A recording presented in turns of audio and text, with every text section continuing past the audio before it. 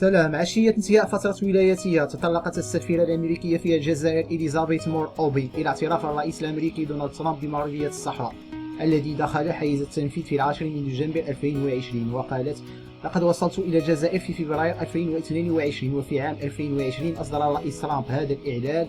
لم يغير الرئيس بايدن الإعلان لأنه حقيقة تاريخية.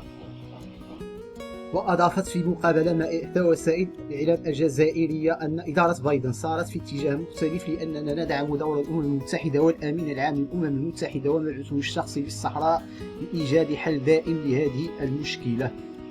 وقد أدى هذا النهج إلى تعيين ستيفان دي ميستورا كمبعوث جديد للأمم المتحدة في أكتوبر 2021، ومع ذلك لم يظهر أي تقدم على أرض الواقع.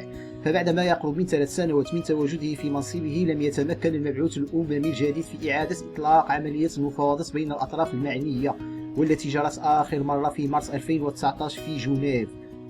وفيما يتعلق بهذا الموضوع، تجاهلت السفيرة سؤالا حول رفض بلادها تنظيم استفتاء في الصحراء، وقالت: منذ عام 2008 ظل موقف الولايات المتحدة كما هو، لأننا نعتبر أن خطة الحكم الذاتي المغربية هي حل قابل للتطبيق. لم نغير وجهة نظرنا في هذا الشأن على الإطلاق منذ ما يقرب من عقدين من الزمن. وخلافا للرواية الجزائرية الرسمية، أكدت بأن استئناف العلاقات بين المغرب وإسرائيل لم يتسبب في توترات بين الجارتين المغاربيتين، ووصلت تعتقد أن هناك الكثير من القضايا التي تسبب التوتر في القارة. الجزائر دولة ذات سيادة ولها الحق في اتخاذ قراراتها الخاصة بشأن جوارها، لكنني لا أرى أن إسرائيل تشكل تهديدا للجزائر.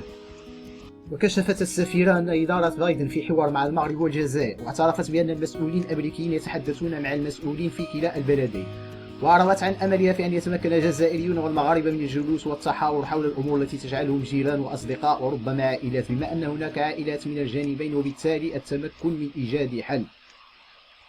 للتذكير، في مارس 2024 اقترح الرئيس جو بايدن جوشوا هاريس كسفير جديد لدى الجزائر.